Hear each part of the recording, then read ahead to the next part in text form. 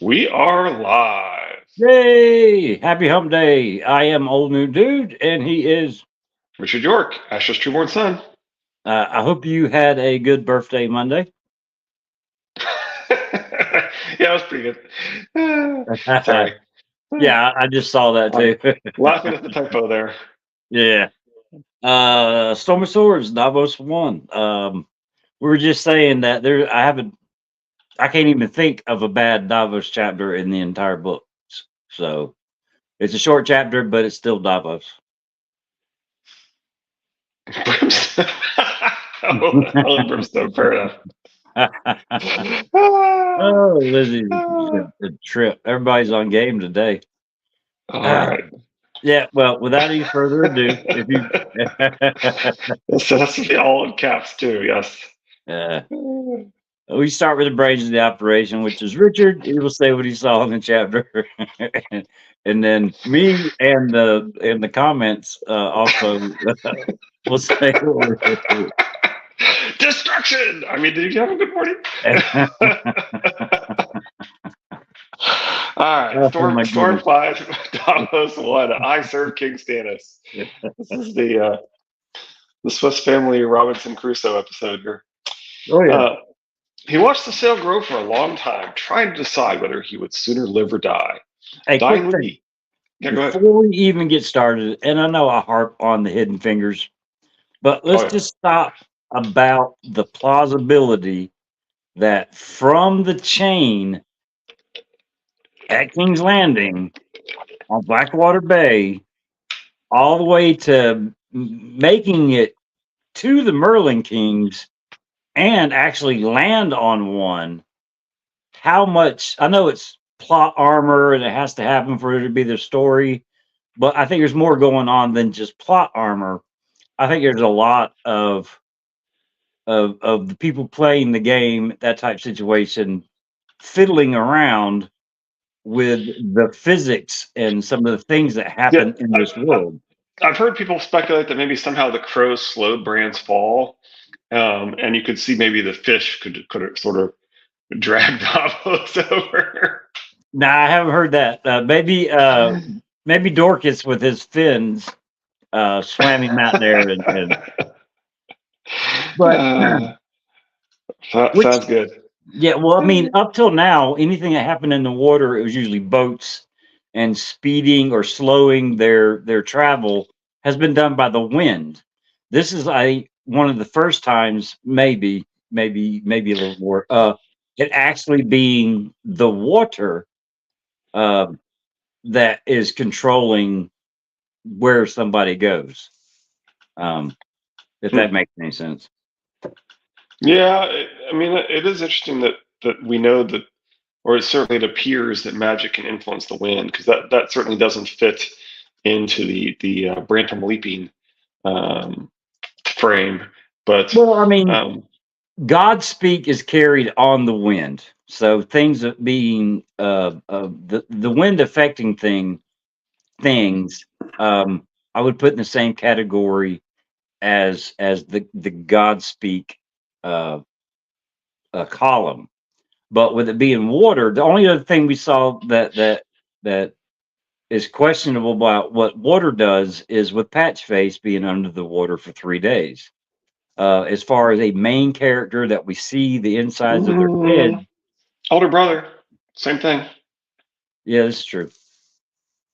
Now we know that the older brother appears to have river water magic. So, Yeah, and we know that the orphans of the green blood are the best healers. We know that the older brother is the best healer, right? Um, yeah. So anyway, yeah. So I mean, we've heard of water magic. We're aware of the Roinar. So there ought to be water magic. So if Bran is the old gods has near omnipotence, one of the things he should have is water magic. So maybe this is not a big deal. Okay. Well, I'm glad we kind of talked through that a little bit. Thank you. Dying would be easier, he knew. All he had to do was crawl inside his cave and let the ship pass by, and death would find him. For days now, the fever had been burning through him, turning his bowels to brown water and making him shiver in his restless sleep. Each morning found him weaker. It will not be much longer, he had taken to telling himself. If the fever did not kill him, thirst surely would. He had no fresh water here, but for the occasional rainfall that pooled in hollows on the rock. Only 3 days passed, or had been 4. On his rock it was hard to tell the days apart. His pools had been dry as bone, and the sight of the bay rippling green and gray all around him had been almost more than he could bear. Once he began to drink seawater, the end would come swiftly, he knew. But all the same, he had almost taken that first swallow, so parched was his throat. A sudden squall had saved him. He'd grown so feeble by then that it was all he could do to lie in the rain with his eyes closed and his mouth open and let the water splash down on his cracked lips and swollen tongue. But afterward, he felt a little stronger, and the island's pools and cracks and crevices once more brimmed with life. Didn't So he the previous, figure? yeah, certainly, it does sound like when he needed it, it came, right? Yep. In the previous chapter, Braun thought it had been 4 days, and I mentioned I was surprised that it wasn't 3. Coincidence? And that he's talking about 4 versus 3. Yeah. But had that been 3 days ago, or maybe 4? And most of the water was gone now. Some had evaporated, and he had sucked up the rest.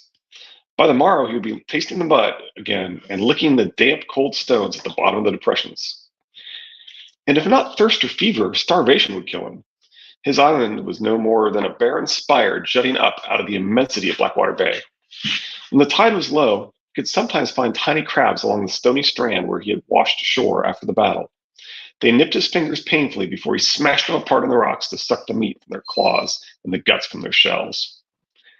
But the strand vanished whenever the tide came rushing in, and Davos had to scramble up the rock to keep from being swept out into the bay once more.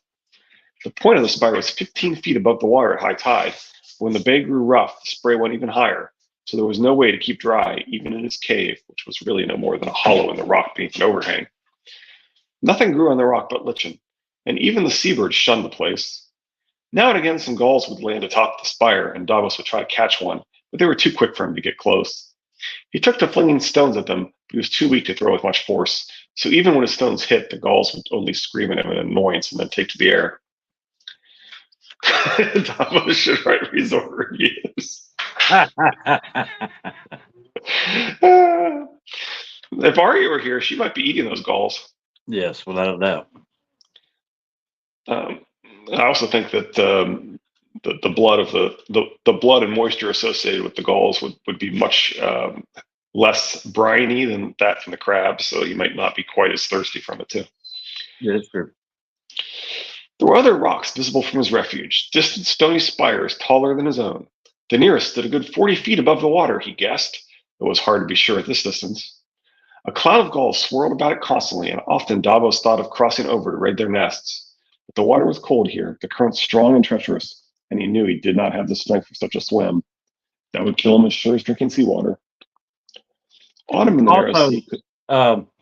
He didn't make the swim when he first got there, and not deciding to make the swim to the bigger gull-infested stone. If he was on the bigger one, would the boat have seen him?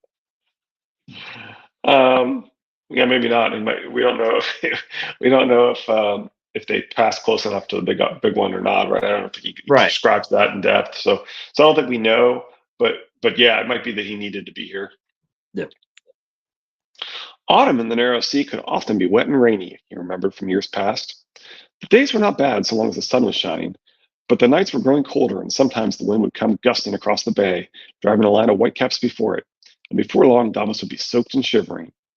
Fever and chills assaulted him in turn, and of late he had developed a persistent racking cough. His cave was all the shelter he had, and that was little enough. Driftwood and bits of charred debris would wash up on the strand during low tide, but he had no way to strike a spark or start a fire. Once, in desperation, he tried rubbing 2 pieces of driftwood against each other, but the wood was rotted, and his efforts earned him only blisters. His clothes were sodden as well, and he had lost one of his boots somewhere in the bay before he washed up here. Thirst, hunger, exposure. They were his companions, with him every hour of every day, and in time he had come to think of them as his friends. Soon enough, one or the other of his friends would take pity on him and free him from this endless misery.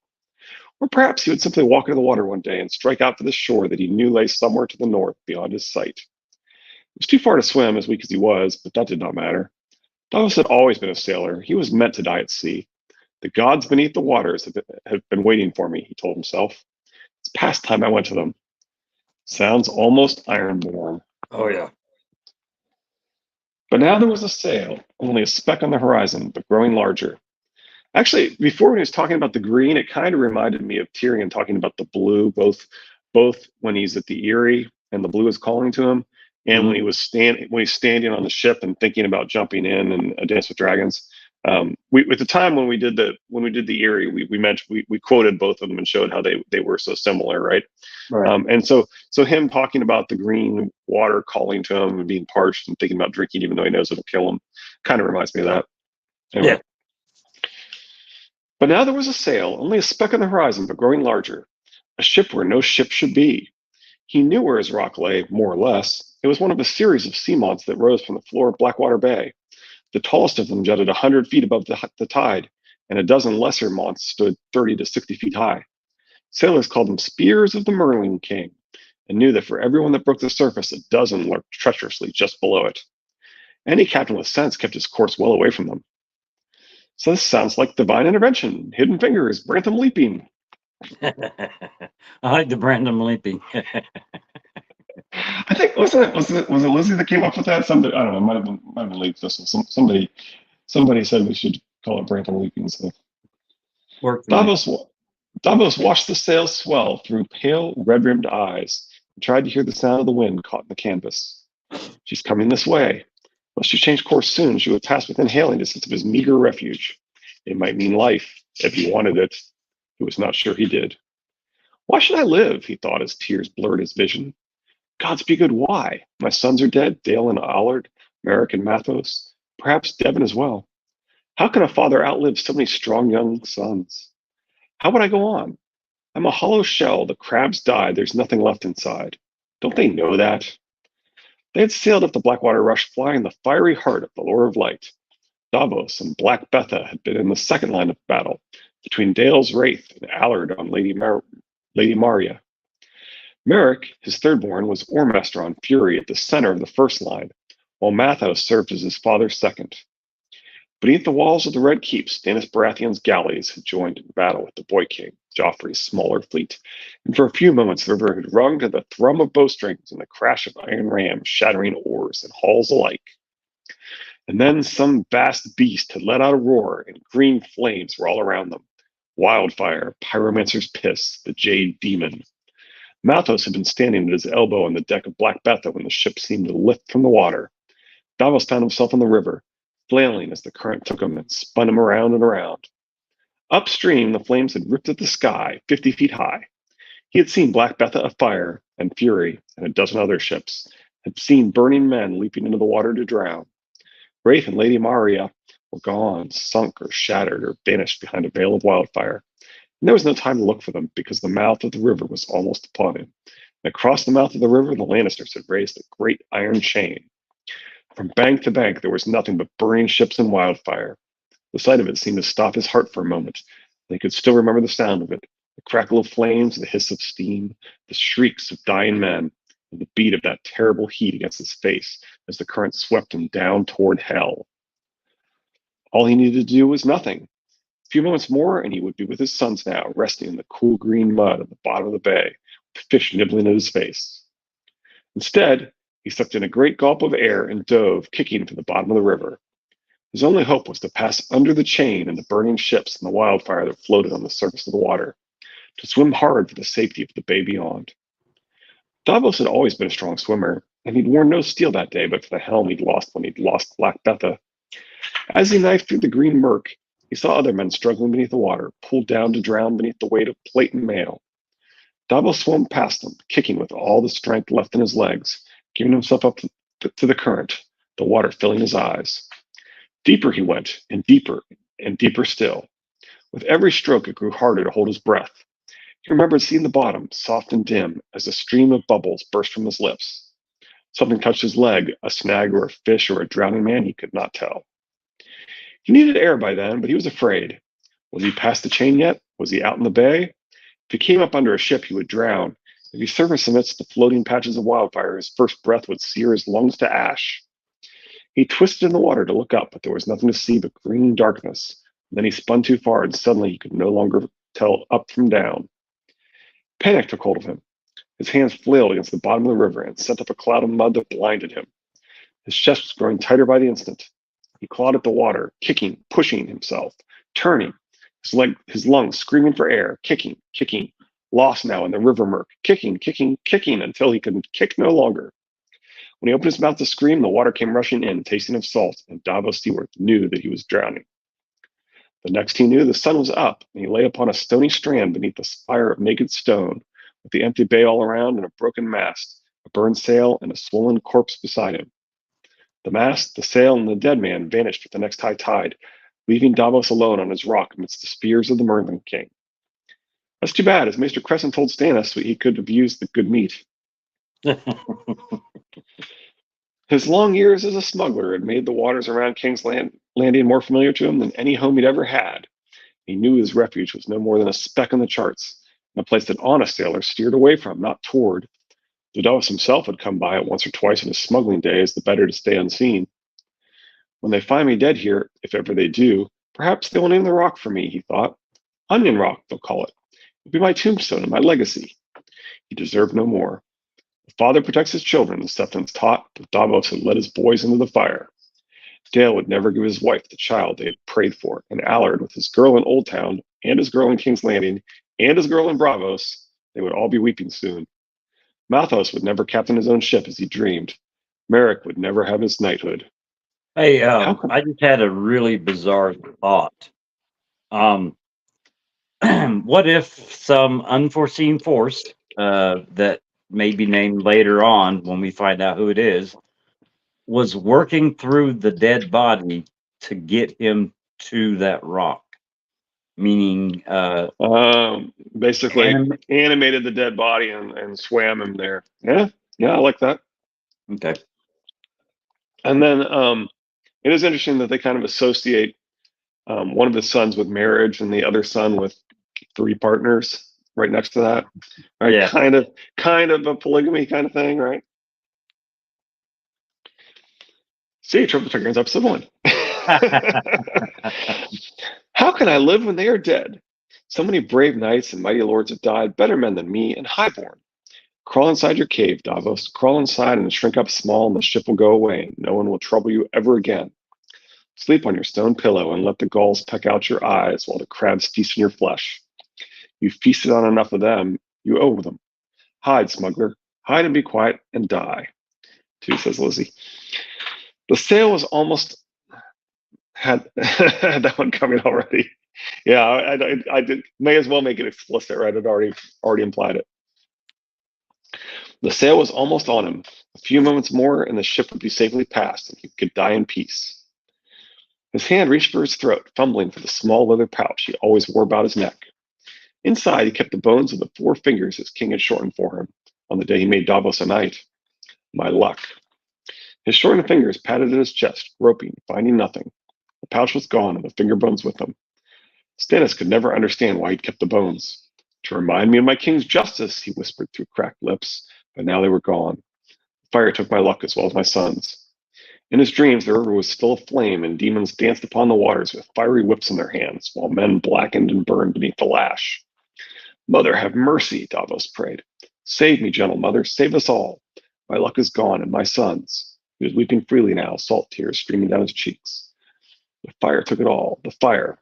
So, of course, there's this theory that maybe he didn't actually have his luck when he was in Blackwater Bay. It's possible that Melisandre had already swapped it, right?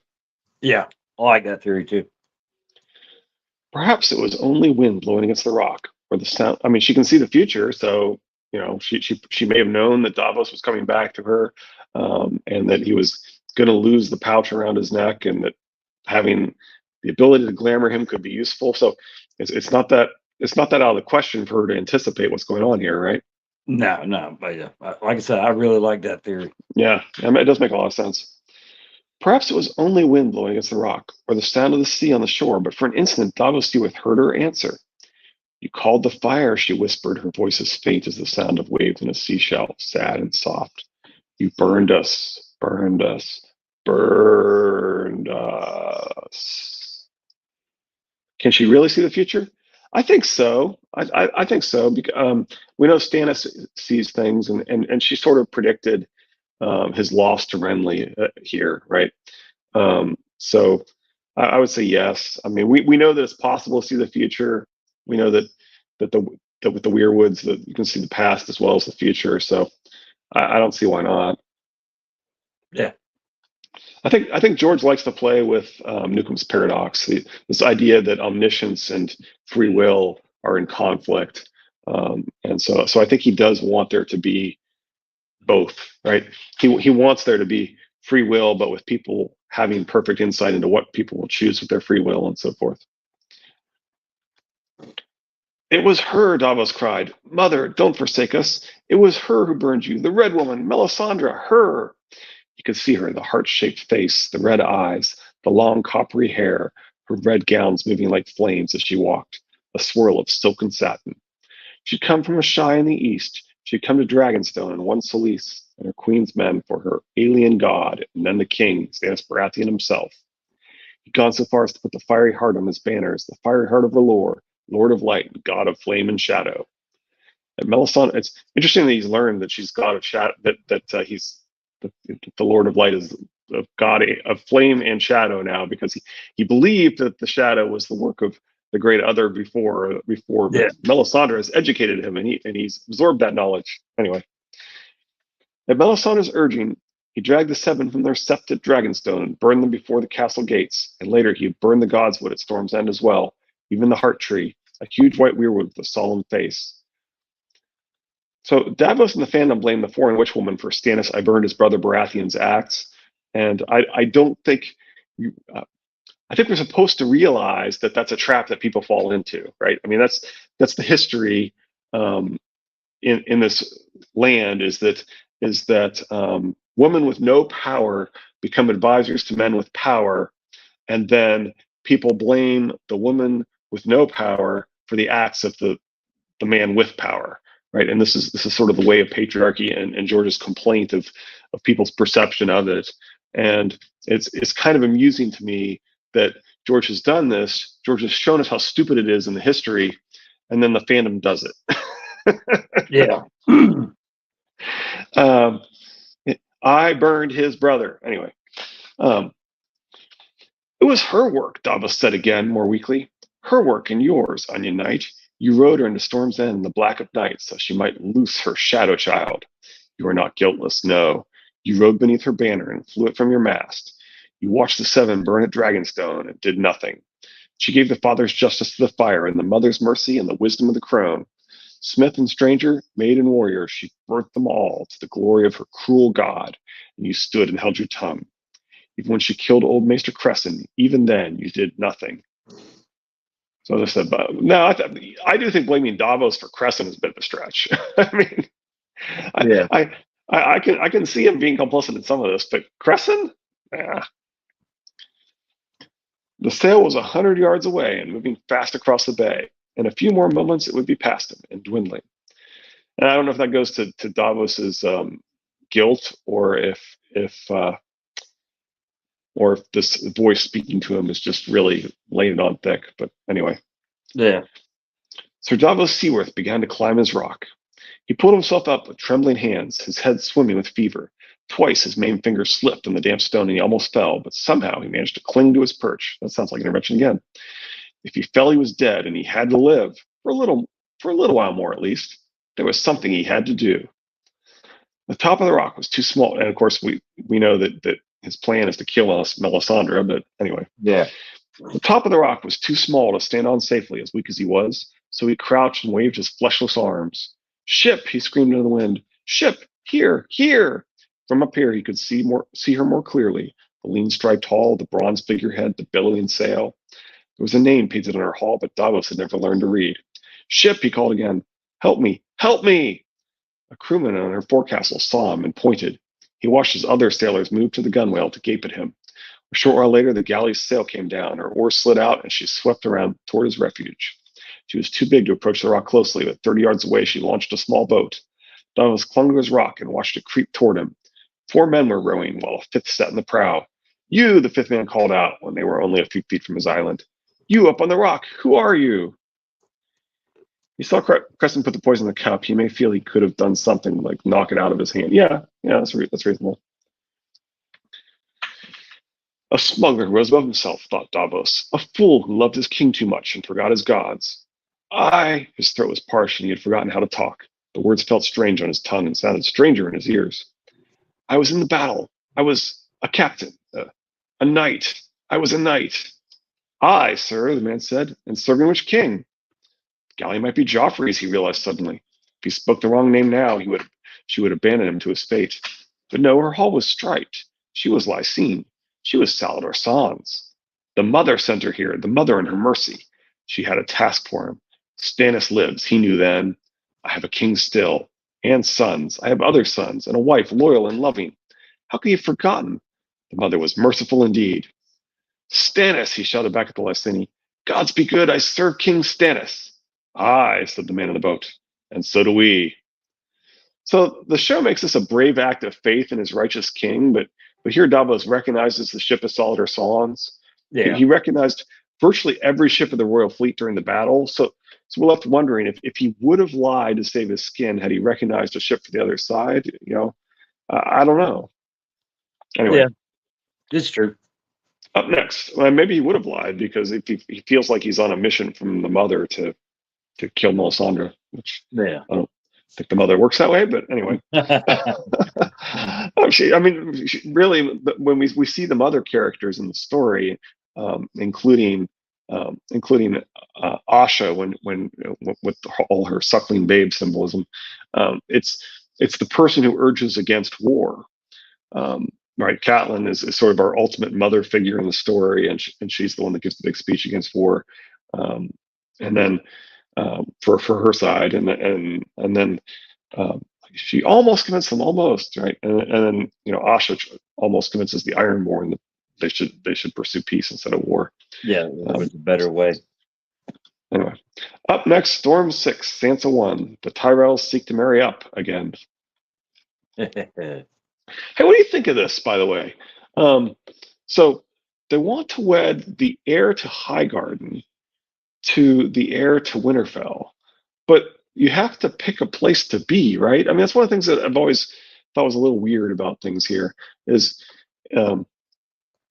Josh says, whoop, whoop. I've always thought it's a little strange the way the Lannisters are wedding Sansa to Joffrey initially. Right? Well, I mean, they get their act together and figure out that Tyrion makes more sense. But originally, the plan was for Joffrey to marry Sansa, and she'd be queen of the Seven Kingdoms.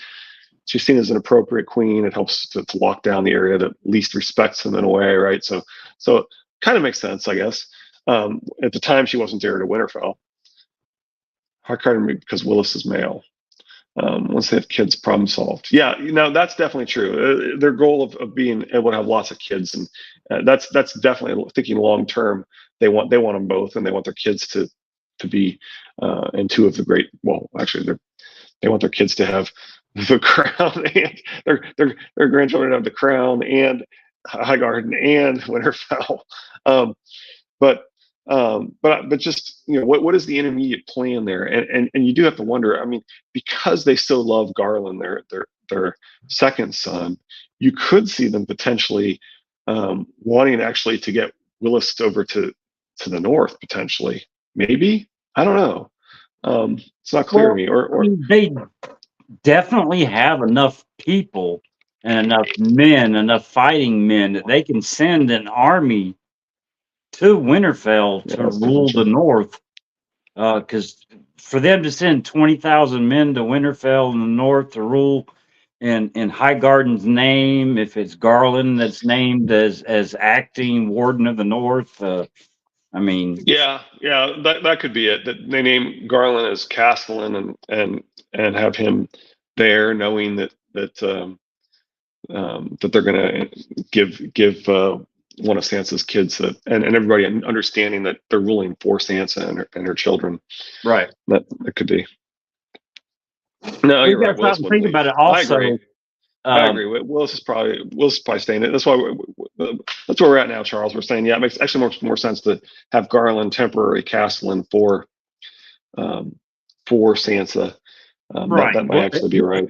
He's got see, if he rules until they have a child, and then he rules until the child becomes of age, and chances are it's not going to be the firstborn child of Wiles and Sansa. It would be the second-born child, It would because get the Winterfell, yeah. firstborn would be Would go the heir to Tyrells, yeah. Highgarden, Right, and then the second-born child would be the heir to Winterfell. So I mean, he's right. got what, anywhere from 16 to 20 years of Sure, ruling sure. the North.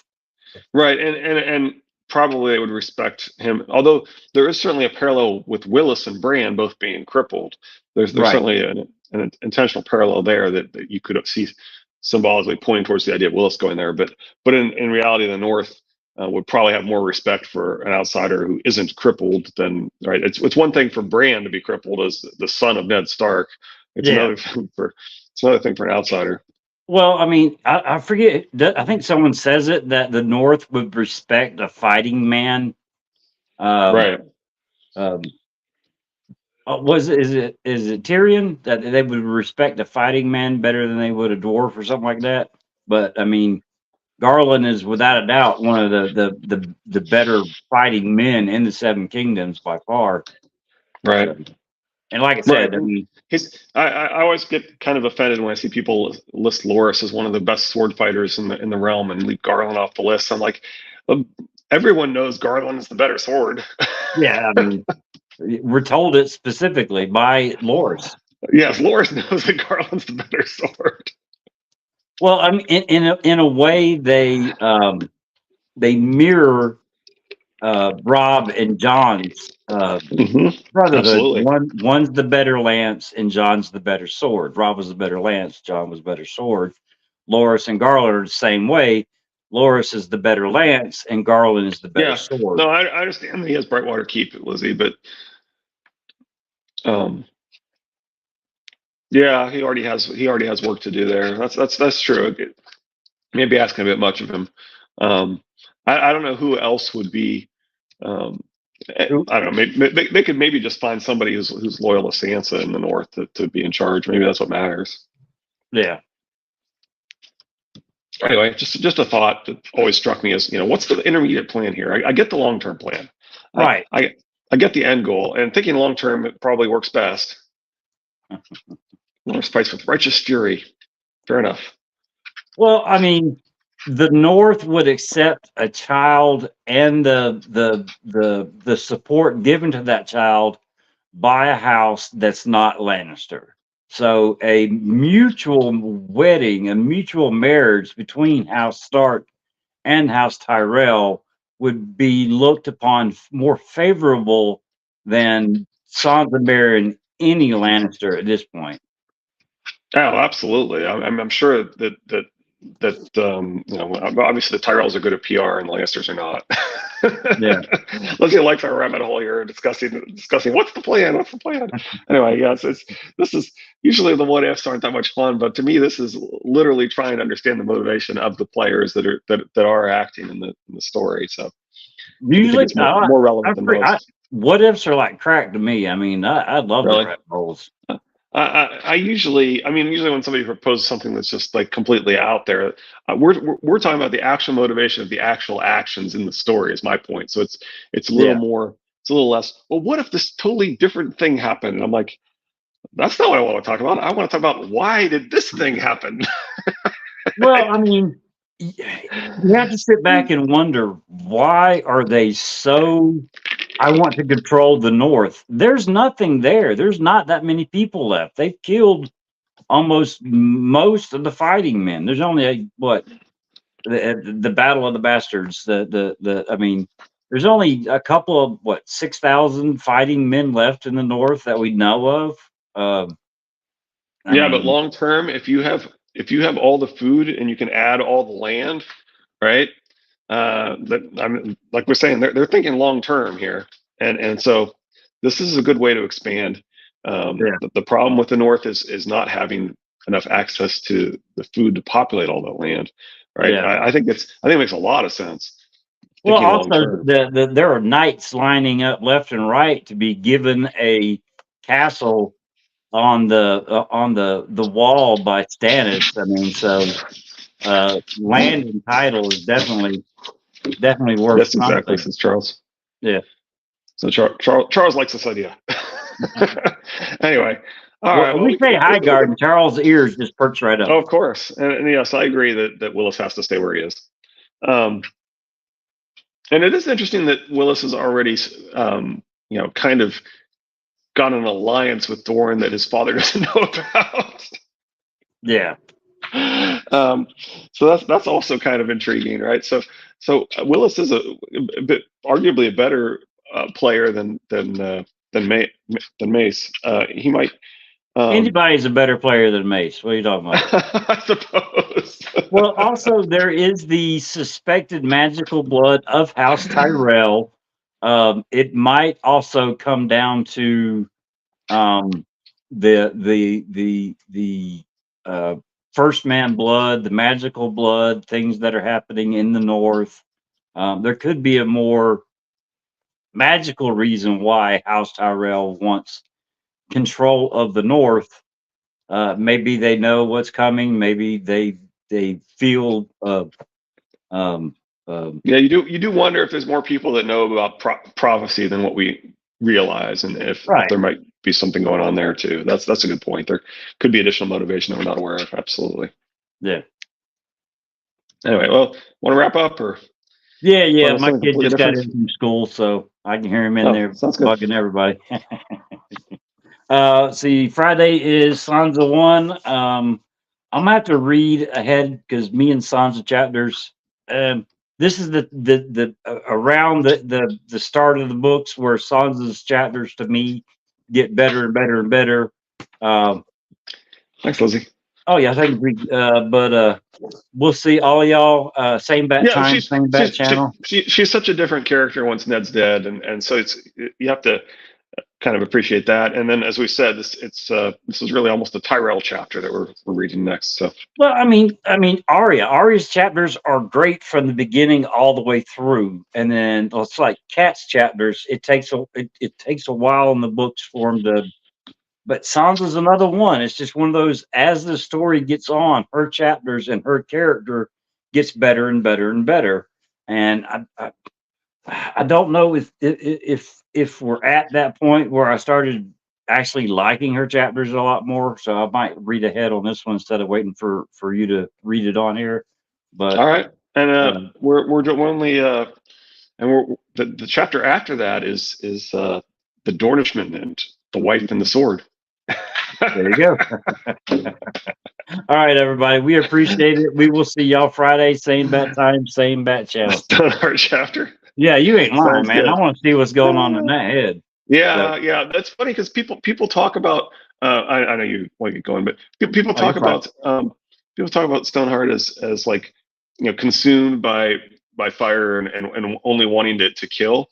But there's clues that she's actually really focused on finding every boy and girl in the Riverlands of approximately the right age to be Arya, right, and gathering them up. So she's not just about revenge. She's also actively trying to find Arya. Yeah. So there's more going on there than meets the eye, without a doubt. That's probably why we won't get a Stoneheart chapter. Yeah, that could be true. Well, hold on. George says there's no new POV characters, but we've already had Kat as a POV character. It could happen. It could happen. It could happen. Yeah, I just thought of that. If there's nobody else in the area and there's something important going on, it could happen if you needed it. Yeah. Sure. All right. Well, thank you, everybody. We appreciate it. Y'all be good. See you Friday. Have a good day, Richard. Bye. Lizzie. Y'all have a good day.